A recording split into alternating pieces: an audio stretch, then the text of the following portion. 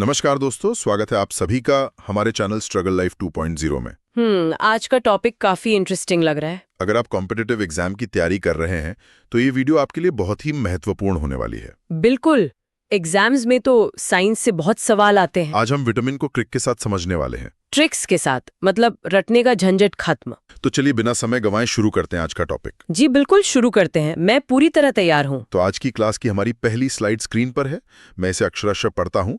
Vitamin, smart tricks और संपूर्ण ज्ञान, एसएससी, यूपीएसआई और आरआरबी एनटीपीसी के लिए मास्टर क्लास। ये सभी तो बहुत ही पॉपुलर प्रतियोगी परीक्षाएं हैं। बिल्कुल। विज्ञान एक ऐसा विषय है जहां सिलेबस बहुत ही विशाल होता है। इसमें इतने सारे रासायनिक नाम और स्रोत होते हैं कि उन्हें केवल रटकर याद रखना किसी भी छात्र के लिए लगभग असंभव सा हो जाता है। हाँ, और एग्जाम हॉल के उस भारी दबाव में तो सब कुछ आपस में उलझ ही जाता है। एकदम सही बात है। इसीलिए इस क्लास का मुख्य उद्देश्य सिर्फ जानकारी देना नहीं है, बल्कि ट्रिक्स के जरिए उस जानकारी को दिमाग में स्थायी रूप से बैठाना है। हम पूरी क्लास में ऐसी स्मार्ट ट्रिक्स का उपयोग करेंगे कि आप तथ्यों को भूल नहीं पाएंगे। सर, मेरा एक सवाल है। ट्रिक्स तो सुनने में अच्छी लग रही हैं, लेकिन क्या ये ट्रिक्स सच में परीक्षा के समय याद रखने में मदद करेंगी? बहुत ही लाजमी सवाल है। असल में हमारा दिमाग किसी भी नीरस तथ्य की तुलना में अजीबोगरीब कहानियों को बहुत तेजी से पकड़ता है। जब परीक्षा में आपके सामने 4 विकल्प होंगे ना, तब यही ट्रिक्स आपको तुरंत सही उत्तर तक पहुंचाएंगे। अच्छा, मतलब दिमाग पैटर्न को जल्दी याद कर लेता है। बिल्कुल। चलिए अब विषय की नींव रखते हैं और दूसरी स्लाइड पर चलते हैं। मैं पढ़ता हूं। विटामिन क्या है? परिचय। ये कार्बनिक पदार्थ हैं, ऑर्गेनिक कंपाउंड्स। ये शरीर को ऊर्जा नहीं देते, लेकिन उपापचय यानी मेटाबॉलिज्म और पाचन को नियंत्रित करते हैं। मुख्य कार्य: रोगों से शरीर की रक्षा करना, इम्यूनिटी। खोज और तथ्य: खोज हॉपकिंस ने की, 1912 में फंक ने नामकरण किया। मानव शरीर के लिए कुल 13 आवश्यक विटामिन हैं। तो कुल 13 विटामिन हमारे लिए जरूरी हैं। हाँ, यहाँ एक बात जो परीक्षा में सबसे ज्यादा फंसाती है वो ये है कि ये शरीर को ऊर्जा नहीं देते। अक्सर लोग सोचते हैं कि विटामिन की गोली खाने से एकदम ताकत आ जाएगी। हाँ, लोग ऐसा ही मानते हैं। पर इनमें कोई कैलोरी नहीं होती। इनका असली काम है उपापचय यानी मेटाबॉलिज्म को नियंत्रित करना और इम्यूनिटी बढ़ाना। और खोज के बारे में याद रखना कि हॉपकिंस ने खोज की थी, पर नाम फंक ने दिया था। अगर ये ऊर्जा नहीं देते तो इन्हें खाने से हमें थकान कम क्यों महसूस होती है? इसे एक गाड़ी के उदाहरण से समझते हैं। हम जो कार्बोहाइड्रेट खाते हैं वो गाड़ी का पेट्रोल है, जिससे ऊर्जा मिलती है। लेकिन विटामिन्स उस इंजन के स्पार्क प्लग की तरह हैं। अच्छा, मतलब अगर स्पार्क प्लग काम नहीं करेगा तो पेट्रोल होने पर भी गाड़ी नहीं चलेगी। एकदम सही। विटामिन्स हमारे शरीर को भोजन से उस ऊर्जा को निकालने में मदद करते हैं। अब अगली चुनौती है इनके प्रकारों को याद रखने की। तो तीसरी स्लाइड स्क्रीन पर है। जी, पढ़िए इसे। घुलनशीलता के आधार पर प्रकार। ट्रिक: वसा में कीड़ा, वसा में घुलनशील विटामिन, KEDA। ट्रिक: बस भाई जल मत बहा, जल वाटर में घुलनशील विटामिन, B और C, ब-स। वसा में कीड़ा, ये तो बहुत ही मजेदार ट्रिक है। ना? विटामिन्स या तो वसा यानी फैट में घुलते हैं या जल में। बस दिमाग में एक चित्र बनाइए कि एक छोटा सा कीड़ा है जो वसा में गिरकर घुल गया है। KEDA, ये चारों वसा में घुलनशील हैं। और जल के लिए वो दूसरी ट्रिक है। हाँ, जल में घुलने वाले विटामिन्स के लिए ट्रिक है बस भाई जल मत बहा। मेरा एक सवाल है इस पर। जल मत बहा ट्रिक से B और C को कैसे याद रखें? इसमें जो शब्द है ना, बस, सारा राज उसी में छिपा है। ब से बनता है विटामिन B और स से ध्वनि आती है विटामिन C की। अरे वाह, ये तो तुरंत याद हो गया। ब और स मतलब B और C। बिल्कुल। अब ये जानना जरूरी है कि इस घुलनशीलता का शरीर पर क्या असर पड़ता है। चौथी स्लाइड पढ़ते हैं। शरीर में विटामिन्स का संचय। जल में घुलनशील B और C रोजाना भोजन में शामिल करना जरूरी है। शरीर में ज्यादा समय तक नहीं रुकते। मूत्र यूरिन के जरिए शरीर से बाहर निकल जाते हैं। वसा में घुलनशील K, E, D और A शरीर के फैटी टिश्यूज में जमा हो जाते हैं। कई दिनों या महीनों तक शरीर के अंदर सुरक्षित बने रहते हैं। मतलब जो B और C हैं वो शरीर में टिकते नहीं हैं। सही पकड़ा। जो विटामिन जल में घुलनशील हैं वो तरल पदार्थों में तैरते हैं। शरीर जरूरत भर का ले लेता है और बाकी यूरिन के रास्ते बाहर निकल जाता है। इसीलिए हमें ये रोज खाने पड़ते हैं। और वो कीड़ा वाले विटामिन, वो तो स्टोर हो जाते हैं ना? जो KADA हैं वो हमारे शरीर के फैटी टिश्यूज में एक गोदाम की तरह हफ्तों या महीनों तक जमा हो जाते हैं। तो क्या विटामिन बी और सी ज्यादा खाने से शरीर को कोई नुकसान होता है या वो बस यूरिन से बाहर निकल जाते हैं? क्योंकि जल में घुलने वाले विटामिन का शरीर में कोई गोदाम नहीं होता, इसलिए इनकी अधिकता बस यूरिन से फ्लश आउट हो जाती है, तो कोई बड़ा नुकसान नहीं होता। अच्छा, मतलब वसा वाले विटामिन सोच समझ कर खाने चाहिए। बिल्कुल सही। चलिए अब उस पड़ाव पर आते हैं जहां से सबसे ज्यादा सवाल बनते हैं, इनके रासायनिक नाम। 5वीं स्लाइड पढ़ता हूं। मुख्य विटामिन के मास्टर ट्रिक। रथ एक टॉफी। र विटामिन ए रेटिनॉल। थ विटामिन बी थायामिन। ए विटामिन सी एस्कॉर्बिक एसिड। क विटामिन डी कैल्सिफेरॉल। टॉ विटामिन ई टोकोफेरॉल। फी विटामिन के फाइलोकेनोन। रथ एक टॉफी, सिर्फ एक छोटी सी लाइन में सारे नाम आ गए? हाँ, बस A B C D E के को क्रम में लिखिए और नीचे ये लाइन फिट कर दीजिए। र से रेटिनॉल, थ से थायमीन, ए से एस्कॉर्बिक एसिड और ऐसे ही बाकी सारे। वैज्ञानिक नामों को याद रखने का ये सबसे आसान तरीका है। सर, ये जो विटामिन के का वैज्ञानिक नाम है फाइलोक्विनोन, इसका सही उच्चारण फिर से दोहरा सकते हैं क्या? हाँ बिल्कुल, इसे टुकड़ों में तोड़कर पढ़ना चाहिए। फिलोक्विनोन। फिलोक्विनोन। अच्छा, फिलोक्विनोन। हाँ, अब आसान लग रहा है। बस 2-3 बार बोलेंगे तो जबान पर बैठ जाएगा। अब एक एक करके इनके तथ्य खंगालते हैं। 6ठी स्लाइड, महत्वपूर्ण तथ्य। विटामिन ए और सी। Vitamin A retinol. प्रमुख स्रोत गाजर, golden rice. Exam VIP fact. पके फल। कमी से रोग, रतौंधी, night blindness, xerophthalmia. High yield, प्रतिरक्षी vitamin, immunity vitamin. Vitamin C ascorbic अम्ल। प्रमुख स्रोत आंवला, खट्टे फल। कमी से रोग, स्कर्वी, मसूड़ों में सूजन, खून निकलना। हाई यील्ड, घाव भरने वाला विटामिन, अधिक उबालने पर नष्ट। गोल्डन राइस वाला पॉइंट तो बहुत खास लग रहा है। हाँ, ये एग्जाम का वीआईपी फैक्ट है। विटामिन ए को प्रतिरक्षी विटामिन भी कहते हैं। और विटामिन सी के बारे में ये हाई यील्ड फैक्ट याद रखना कि सब्जियों को ज्यादा उबालने पर ये सबसे पहले नष्ट हो जाता है। ये जीरोप्थेल्मिया क्या है और ये रतौंधी से कैसे अलग है? बहुत ही बढ़िया सवाल है। रतौंधी में सिर्फ कम रोशनी में देखने में दिक्कत होती है, लेकिन जीरोप्थेल्मिया में हमारी आंखों में आंसू बनाने वाली ग्रंथियां पूरी तरह सूख जाती हैं और कॉर्निया पर घाव बनने लगते हैं। बाप रे, ये तो काफी गंभीर बीमारी है। हाँ, समय पर इलाज ना हो तो अंधापन भी आ सकता है। अब अगली स्लाइड पर चलते हैं। 7वीं स्लाइड, महत्वपूर्ण तथ्य। विटामिन डी, ई और के। Vitamin D calciferol.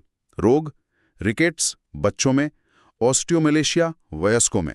Pro tip, hormone vitamin सबसे तेजी से बनता है। Vitamin E tocopherol. स्रोत अंकुरित अनाज। रोग बांझपन, नपुंसकता। प्रोटिप, सौंदर्य विटामिन, ब्यूटी विटामिन। विटामिन के फिलोक्विनोन। स्रोत पत्ता गोभी। रोग रक्त का थक्का, ब्लड क्लॉट, ना जमना, हेमरेज। विटामिन ई को सौंदर्य विटामिन भी कहते हैं, ये तो टीवी एड्स में भी बताते हैं। बिल्कुल। और विटामिन डी को देखिए, बच्चों में रिकेट्स करता है और वयस्कों में ऑस्टियोमलेशिया। परीक्षक अक्सर उम्र के हिसाब से इन दोनों का अंतर पूछते हैं और इसे हार्मोन विटामिन भी कहा जाता है। पर विटामिन डी शरीर में सबसे तेजी से कैसे बनता है? होता यह है कि जब धूप की किरणें हमारी त्वचा पर पड़ती है ना, तो त्वचा के नीचे मौजूद कोलेस्ट्रॉल अल्ट्रावायलेट किरणों के साथ एकदम पलक झपकते ही रासायनिक प्रतिक्रिया कर लेता है। अच्छा, मतलब धूप का सीधा असर। हाँ, इतनी तेजी से कोई और विटामिन नहीं बनता।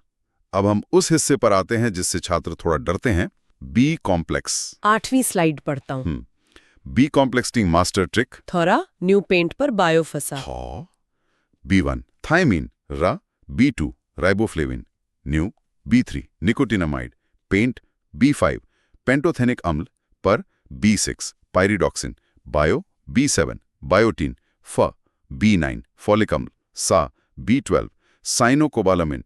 Note, vitamin B4, B8, B10 और B11 नहीं होते हैं। थोड़ा न्यू पेंट पर बायो फसा, ये तो सच में मजेदार ट्रिक है। बी कॉम्प्लेक्स विटामिन का पूरा परिवार है और ये लाइन हर एक सदस्य का नाम डिकोड करती है।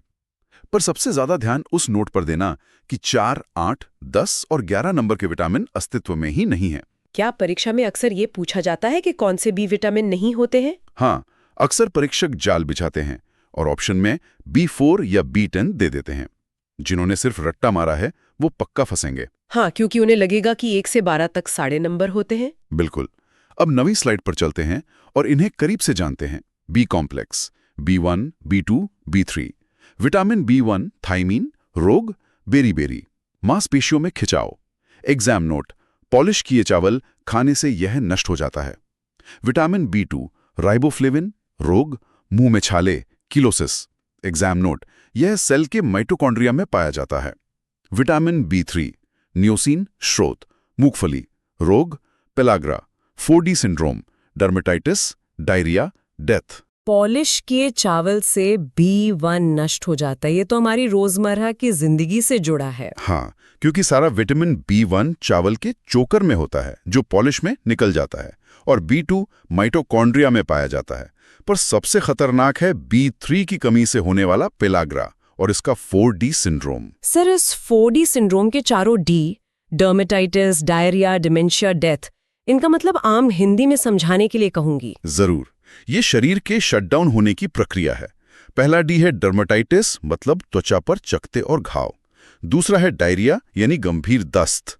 तीसरा डिमेंशिया, मतलब याददाश्त का चले जाना। और चौथा है डेथ, यानी मृत्यु। बाप रे, ये तो एक विटामिन की कमी का बहुत ही भयानक रूप है। हाँ, इसलिए बी कॉम्प्लेक्स जरूरी है। 10वीं स्लाइड देखिए। बी कॉम्प्लेक्स, B5 और B6। विटामिन B5 पैंथोथेनिक अम्ल, रोग व लक्षण, बाल सफेद होना, मंद बुद्धि होना, थकान। शारीरिक प्रभाव, हाथ पैरों में सुन्नता और त्वचा में रूखापन। विटामिन B6 पायरिडॉक्सिन, रोग, एनीमिया, त्वचा रोग, पीशीय ऐंठन, muscle cramps. High yield note, रात के सपने याद न रहना विटामिन B6 की कमी के कारण होता है। आजकल युवाओं के बाल बहुत जल्दी सफेद हो रहे हैं। क्या ये B5 की कमी है? काफी हद तक हाँ। इसके शारीरिक प्रभाव हाथ पैरों में सुन्नता भी लाते हैं। लेकिन इस स्लाइड का सबसे रोचक एग्जाम फैक्ट B6 से जुड़ा है, रात के सपने याद न रहना। मैं सच में हैरान हूँ। क्या सच में विटामिन B6 की कमी से हम अपने सपने भूल जाते हैं? बिल्कुल।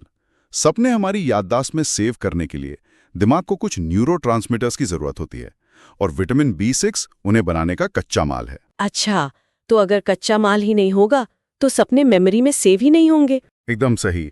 अब 11वीं slide. B complex, B7, B9, B12। Vitamin B7 biotin, रोग, लकवा, पैरालिसिस, बालों का गिरना। प्रोटिप, इसे विटामिन H भी कहा जाता है, सल्फर में पाया जाता है। विटामिन B9 फॉलिक अम्ल, रोग, पेचिश रोग, डिसेंट्री। प्रोटिप, गर्भावस्था में बच्चे के विकास के लिए अत्यंत आवश्यक। विटामिन B12 साइनोकोबालमीन, स्रोत, वर्षा की बूंदें, रेन वाटर, मछली। रोग, एनीमिया और पांडु रोग, पांडु डिजीज, RBCs की कमी। बायोटीन को विटामिन H भी कहते हैं। ये ट्रिकी हो सकता है एग्जाम में। हाँ, इसे ध्यान रखना। और B9 यानी फोलिक एसिड गर्भावस्था में बच्चे के विकास के लिए बहुत जरूरी है। B12 के बारे में सबसे दिलचस्प स्रोत है वर्षा की बूंदें। ये थोड़ा अजीब लगा। वर्षा की बूंदों, रेन वाटर में विटामिन B12 कैसे आ जाता है? दरअसल जब बारिश का पानी बादलों से गिरता है तो वो हवा में मौजूद कुछ खास प्राकृतिक सूक्ष्म जीवों के संपर्क में आता है। ये बैक्टीरिया पानी के अंदर एक प्रक्रिया के जरिए विटामिन B12 का निर्माण कर देते हैं। ओह अच्छा, मतलब हवा के बैक्टीरिया की वजह से। ये तो कमाल है ना? अब हम आखिरी पड़ाव पर हैं। 12वीं स्लाइड, परीक्षा के महत्वपूर्ण तथ्य, PYQs। विटामिन कार्बनिक यौगिक ऑर्गेनिक कंपाउंड्स होते हैं। पैंटाथेनिक एसिड विटामिन B5 का रासायनिक नाम है। वर्षा की बूंदों यानी रेन वाटर में विटामिन B12 पाया जाता है। जल में घुलनशील विटामिन B और C हैं, बाकी वसा में कीड़ा। रक्त का थक्का बनाने में विटामिन K प्रभावी है।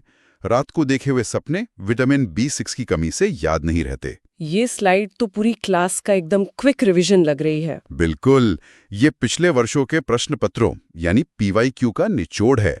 आयोग के सबसे पसंदीदा सवाल यहीं से बनते हैं। तो क्या हमें एग्जाम से ठीक पहले सिर्फ इस एक स्लाइड को रिवाइज कर लेना चाहिए? परीक्षा हॉल के बाहर आखिरी 5 मिनट के लिए ये अच्छी है, पर सिर्फ रटना मत, क्योंकि अगर एग्जामिनर ने सवाल घुमाया तो आपको ट्रिक्स ही याद आएंगी। हाँ, रथ, एक टॉफी और कीड़ा तो पक्के से याद हो गए हैं। यही हमारी सफलता है।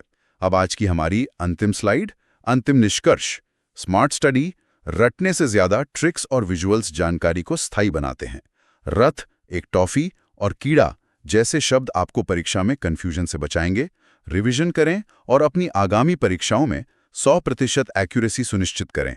जल है तो कल है और ट्रिक्स हैं तो सफलता है। जल है तो कल है और ट्रिक्स हैं तो सफलता है। ये बहुत ही बढ़िया कंक्लूजन है। छात्रों को यही मोटिवेशन चाहिए। स्मार्ट स्टडी का मतलब रटना नहीं बल्कि ट्रिक्स इस्तेमाल करके 100% एक्यूरेसी लाना है। क्लास खत्म होने से पहले मैं पूछना चाहूंगी, क्या वे आगे भी ऐसे ही अन्य टॉपिक्स के लिए ट्रिक्स वाली क्लास लाएंगे? हाँ बिल्कुल, विज्ञान ही नहीं, हम बाकी विषयों के लिए भी ऐसी ही ट्रिक्स वाली क्लास जरूर लाएंगे। बहुत बढ़िया, मुझे इनका इंतजार रहेगा। तो दोस्तों, आज के इस क्लास में हमने इस टॉपिक को आसान भाषा में समझा जी, और ट्रिक्स से तो ये हमेशा के लिए याद भी हो गया। अगर ये क्लास आपको हेल्पफुल लगी हो तो वीडियो को लाइक करें और स्ट्रगल लाइफ 2.0 चैनल को सब्सक्राइब करें। अगली वीडियो में फिर मिलेंगे। धन्यवाद।